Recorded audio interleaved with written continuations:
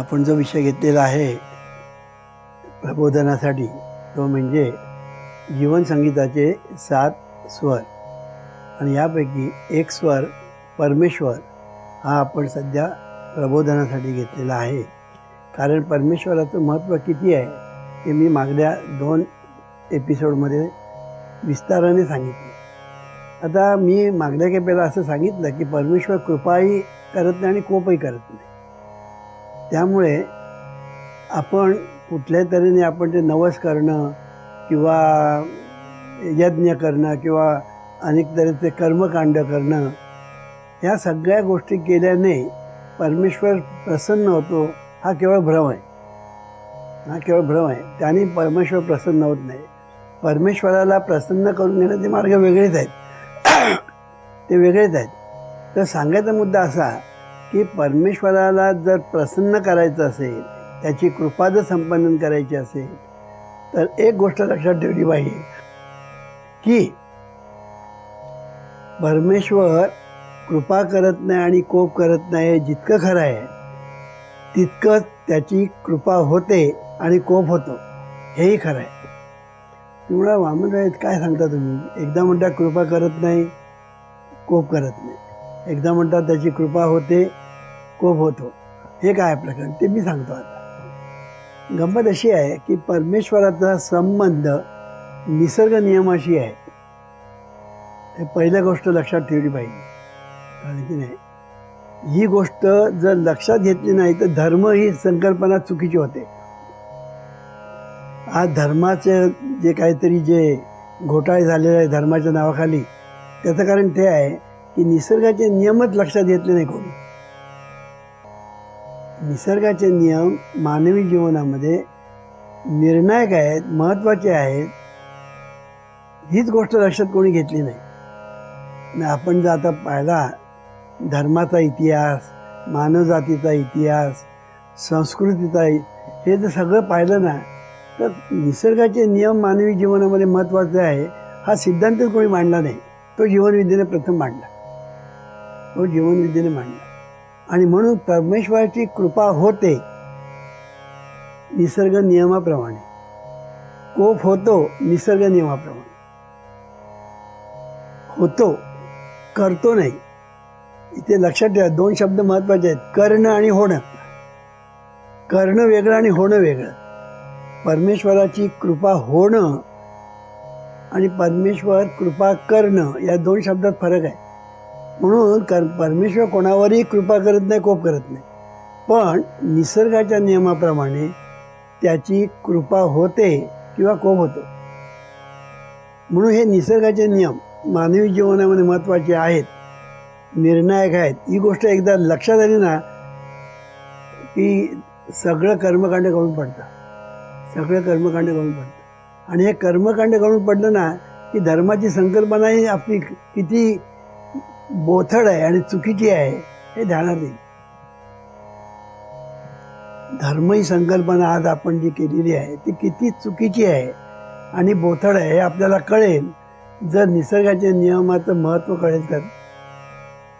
म्हणून तुमच्या जीवनामध्ये जे सुख आणि दुःख निर्माण होतं त्याचं प्रमुख कारण माणसाकडून जी कर्म होतात ती कर्म आणि निसर्गाचे नियम हे दोन्ही महत्त्वाचे आहेत. म्हणून ते 2 एकत्र येतात तेव्हा त्याच्यातून नियती नावाची गोष्ट निर्माण होते. माणसाकडून घडणारं कर्म आणि निसर्गाचे नियम हे 2 एकत्र येतात आणि येतातच. कर्म केलं ना की निसर्गाचे नियम ॲक्टिव्ह होतात. तुम्ही कर्म केलं ना की निसर्गाचे नियम ॲक्टिव्ह होतात. आणि म्हणून निसर्गाच्या नियमांना ॲक्टिवेट करण्याचं काम आपण करतो कर्माच्या द्वारे. मग तुम्ही कुठलंही कर्म केलं की त्याची रिॲक्शन होते. मी मागल्या खेपेला सांगितलं. मग ती आपल्याला अनुकूल असेल किंवा प्रतिकूल असेल. मी मागल्या खेपेला सांगितलं की आपण रेल्वे स्टेशनला जायचं आहे, तिकीट बुक केलेलं आहे, सगळी व्यवस्था केलेली आहे. पण मध्येच मोर्चा आला आणि आपण अडकलो. पुढे जाता येत नाही, मागे जाता येत नाही, अशी अडचण निर्माण झाली. सगळा ट्रॅफिक जाम. गाडी चुकली. आता इथे इथे काय झालं, इथे फळ मिळालं पण ते आपल्याला प्रतिकूल फळ मिळालं, अनुकूल फळ मिळालं नाही, हे लक्षात ठेवायचं. म्हणून फळ मिळणं ह्याच्यामध्ये दोन भाग आहेत, अनुकूल फळ आणि प्रतिकूल फळ. म्हणून जीवनविद्या काय सांगते, कर्म केलं की फळ मिळतंच, अनुकूल किंवा प्रतिकूल. आणि इथे पुन्हा जीवनविद्या सांगितलं, अनुकूल मिळणं आणि प्रतिकूल मिळणं हे तुझ्या हातात नाही, हे तुझ्या हातात नाही. म्हणून कर्मण्येवाधिकारस्ते मा फलेषु, हा जो श्लोक आहे त्याचा अर्थ आम्ही असा सांगतो. ही गोष्ट एकदा लक्षात आली की निसर्गाचे नियम किती महत्त्वाचे आहेत, की निसर्गाचे नियम तुम्ही एखादं कर्म केलं की निसर्गाचे नियम ॲक्टिवेट झाले.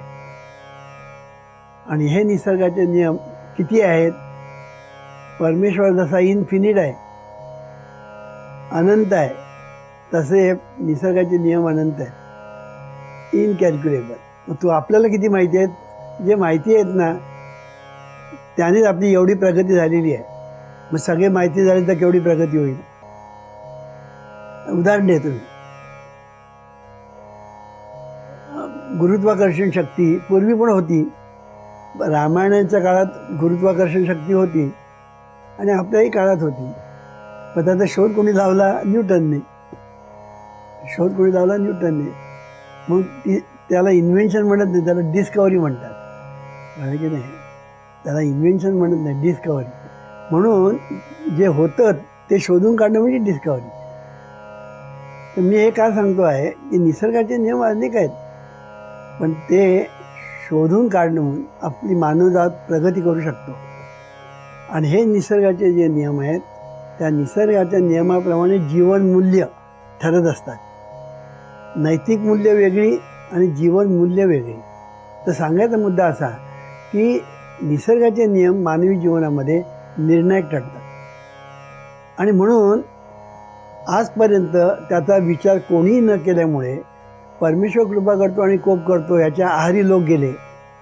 आणि मग त्याच्यातून नाना तऱ्हेच्या ज्या भानगडी, ज्या मी मागल्या खेपेला सांगितलं, मग त्या धर्माच्या नावाखाली लढाया, धर्माच्या नावाखाली धर्मांतर, धर्माच्या नावाखाली छळ, धर्मांच्या नावाखाली नाना तऱ्हेच्या अनिष्ट गोष्टी ज्या पूर्वी घडल्या, आजही घडत आहे आणि पुढेही घडतील. त्याचं एकच कारण, निसर्गाच्या नियमाबद्दल अज्ञान.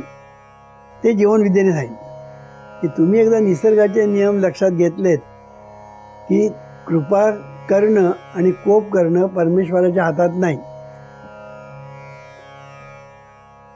ते हातात परमेश्वराच्या हातातच नाही.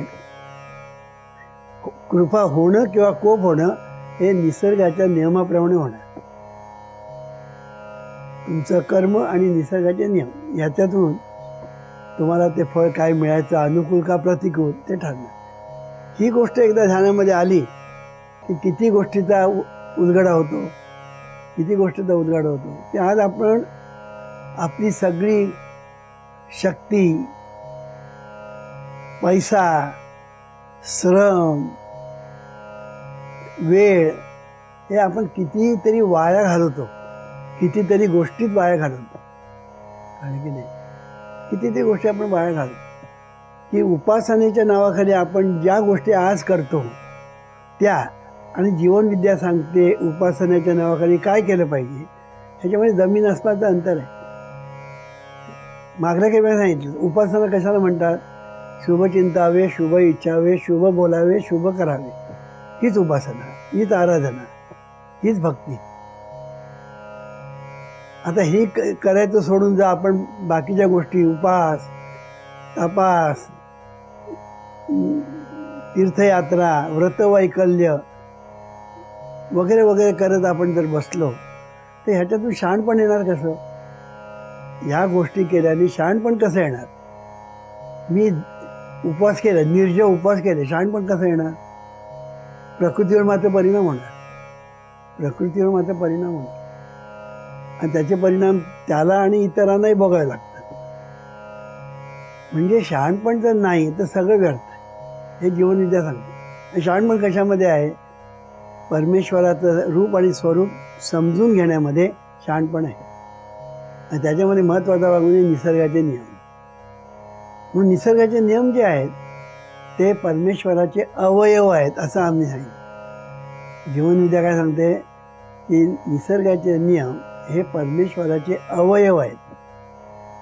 जसे आपले अवयव आपल्याकडून वेगवेगळे करता येत नाही, आपण आणि आपले सगळे अवयव एकरूप आहेत, तसं परमेश्वर आणि निसर्गाचे नियम एकरूप आहेत. तुम्हाला ते वेगळे करता येत नाही. आणि हे निसर्गाचे नियम जे आहेत ते परमेश्वर कधीही मोडत नाही. मगाशी मी सांगितलं परमेश्वर काही करतच नाही तर तो मोडणार तरी कसा. तो काही करत नाही, तो आहे आणि त्याच्यातून सगळं निर्मिती होत असते. तो आहे त्याच्यातून सगळी निर्मिती होत असते. त्याच्यात हे निसर्गाचे नियम आहेत.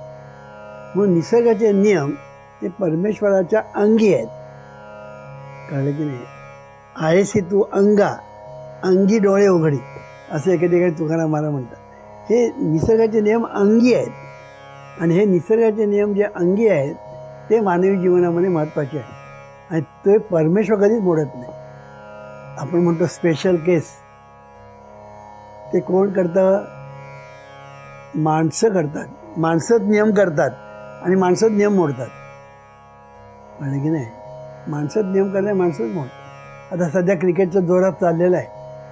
आता क्रिकेटचे नियम कोणी केले? माणसाने. क्रिकेटचे नियम कोणी केले? माणसाने केले आणि ते नियम मोडतातच कोण? माणसंच मोडतात. म्हणजे खरोखर LBW असून सुद्धा अंपायर आऊट देत नाही किंवा LBW नसून सुद्धा अंपायर बोर्ड वर करतो. कळलं की नाही. पूर्वीच्या काळामध्ये असं म्हणत होते की पाकिस्तानची टीम पूर्वी 13 लोकांची होती, 11 खेळाडू आणि 2 अंपायर. पाकिस्तानमध्ये खेळायला गेले की पायाला लागला बॉल की LBW दिलाच त्याने, अशी पूर्वीचे लोक म्हणायचे. आम्ही पेपरमध्ये वाचलं म्हणून सांगतो. म्हणून आता काय झालं, ती गोष्ट लोक शहाणे झाले म्हणून मग त्या देशाचे अंपायर नाहीत, मग दुसऱ्या देशाचे अंपायर ठेवायचे. नाही असो. सांगायचा मुद्दा असा की माणसं नियम करतात आणि नियम मोडतात. माणसं नियम करतात आणि नियम मोडतात. मग स्पेशल केस म्हणा किंवा काय म्हणा, मोडतात. पण परमेश्वर स्पेशल केस कधी करत नाही. कळत नाही. स्पेशल केस कोणावर करत नाही. आणि कारण तो काही करतच नाही. त्याच्याकडून सगळं होतं पण तो काही करत नाही. ही गोष्ट लक्षात ठेवली पाहिजे. आणि म्हणून निसर्गाचे नियम मानवी जीवनामध्ये महत्त्वाचे आहेत. मग निसर्गाचे नियम कुठले हा प्रश्न आला. क्रिया तशी प्रतिक्रिया. जिथे परिणाम आहे तिथे कारणे असतंच. Universal law of action and reaction, universal law of cause and effect. Universal law कसला? जिथे परिणाम आहे तिथे कारणे असतेच. हा युनिव्हर्सल लॉ झाला. क्रिया तशी प्रतिक्रिया झाल्या. As you think so you become झालं. त्याच्यानंतर अनेक निसर्गाचे नियम आहेत. Law of force of gravity, law of adjustment, law of interaction, law of life, law of conscious mind, law of subconscious mind. किती आहेत नियम. म्हणून हे जे नियम आहेत हे नियम आपण समजावूनच घेत नाही. निसर्गाचे नियमही समजून घेत नाही आणि हे मेंटल लॉज ज्याला आपण म्हणतो, स्पिरिच्युअल आणि मेंटल लॉज, तेही आपण समजून घेत नाही. म्हणून माणसाचं जीवन कधीच सुखी झालेलं नाही. सुख पाहता जवापाडी दुःख परत आहे. म्हणून एके ठिकाणी डॉक्टर मर्फी म्हणतात, ignorance of mental and spiritual laws is the cause of all troubles. Though invisible, the forces of the subconscious mind are mighty. Within your subconscious mind, you will find solution for every problem and the cause for every effect. The limitless power of the subconscious mind will solve any problem in the world. असं त्यांनी म्हटलेलं आहे. म्हणजे ignorance of mental and spiritual laws is the cause of all troubles. म्हणून हे Saiko spiritual lodge जे आहेत ते समजावून घेतले पाहिजे. आणि त्याचा संबंध निसर्गाच्या नियमाशी आहे. आणि म्हणून हे लॉज आपण एकदा समजून घेतले की मग मेंटल लॉज, स्पिरिच्युअल लॉज आणि निसर्गाचे लॉज हे सगळे जे आहेत त्याचा मानवी जीवनाशी डायरेक्ट संबंध आहे. डायरेक्ट. म्हणून माणसाचे विचार बिघडले, जीवन बिघडतं.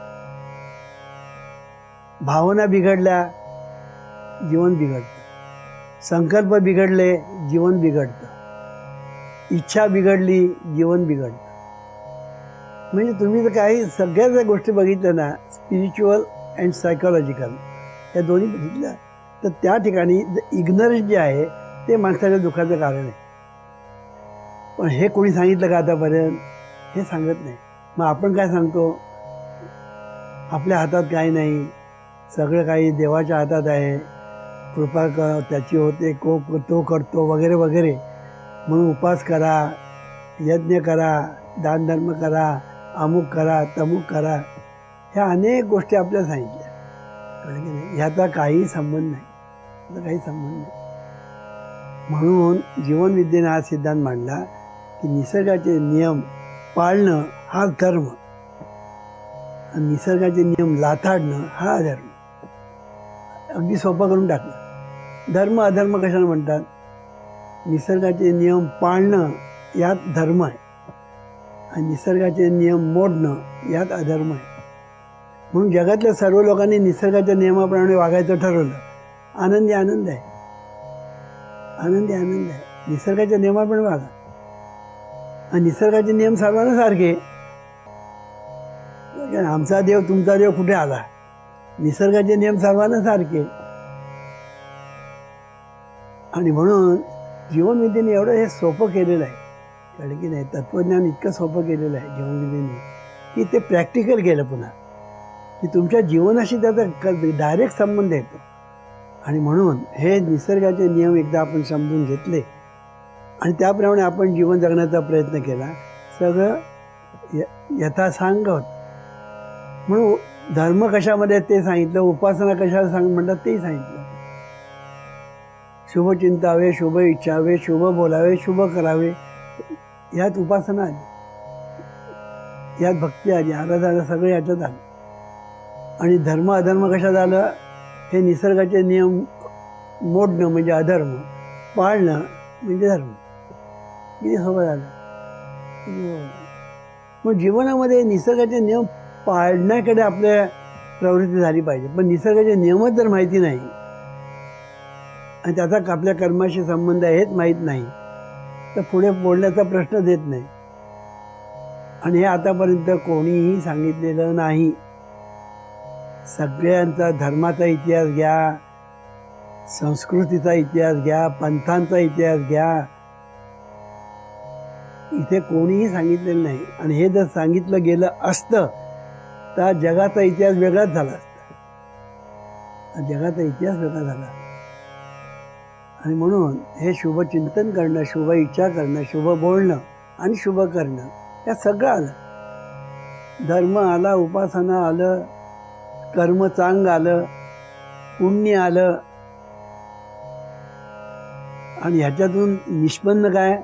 तुम्हाला पाहिजे ते सुख, शांती, समाधान, आनंद, यश, समृद्धी या सगळ्या गोष्टी तुम्हाला प्राप्त होतात. म्हणून मी सुरुवातीला सांगितलं की परमेश्वराचा संबंध आपल्या जीवनाशी हा असा आहे. प्रत्येक गोष्टीमध्ये जग सुखी व्हायला पाहिजे ना, निसर्गाच्या नियमाने करा, चाला. Action reaction, action reaction. आता रामायण म्हणजे काय? Action reaction. महाभारत म्हणजे काय? Action reaction. माणसाचा इतिहास काय? Action reaction. तुमचा आमचा इतिहास काय? Action reaction. आज आपण काय करतो आणि त्याचं ॲक्शन रिॲक्शन. आज आपलं जे जीवन चाललं ते कसं? Action reaction. मग तुम्ही अरे म्हटलं की तो अरे म्हणणार, तुम्ही हसलात की तो तुमच्याकडे बघून हसेल, तुम्ही रागावलात तो तुमच्याकडे बघून रागवेल, तुम्ही हात उगारला तो हात उगारेल. ॲक्शन तशी रिॲक्शन. म्हणून शुभचिंतन करा, त्या व्हायब्रेशन आपोआप लोकांपर्यंत जाऊन पोचतात. तुम्ही जरी तोंडाने बोलला नाही ना तरी त्या व्हायब्रेशन आपोआप जाऊन पोचतात. ज्याच्याबद्दल शुभचिंतन केलं त्याच्याकडे जाऊन पोचतात. शुभ इच्छा केली त्याच्यापर्यंत जाऊन पोचतं. शुभ बोललात त्या व्हायब्रेशन त्याच्याकडे जाऊन पोचतात. आणि शुभ केलं तर बघा जात नाही. किती सोपं आहे. पण माणसं हे का करत नाहीत कळत नाही. आज बघा ना तुम्ही सिरियस बघा. आता सिरियसमध्ये जे काय दाखवतात, जे काय काय ठिकाणी जे चाललेलं आहे तेच दाखवतात. सर्व ठिकाणी काय तेच चाललेलं नाही.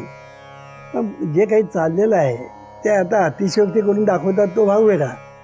ती अतिशयोक्ती असते. कळलं की नाही. आता एखाद्या मुलीला पळवतात त्यावेळेला कोणी माणसंच नसतात तिकडे. कळलं की नाही. अरे रस्त्यावर माणसंच नाहीत कोण. काय काय ते अतिशयोक्ती दाखवतात. पण ते त्यांना दाखवावं लागतं. त्याला काही इलाज नाही. कारण त्यांना जर एखादी गोष्ट रंगवून सांगायची असेल तर थोडंसं अलीकडे पलीकडे करावंच लागतं. पण माणूस हा तसाच वागतो.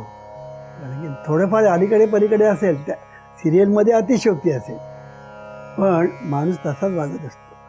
म्हणून अनिष्ट चिंतन करणं हा माणसाचा स्वभाव झालेला आहे. कारण की नाही.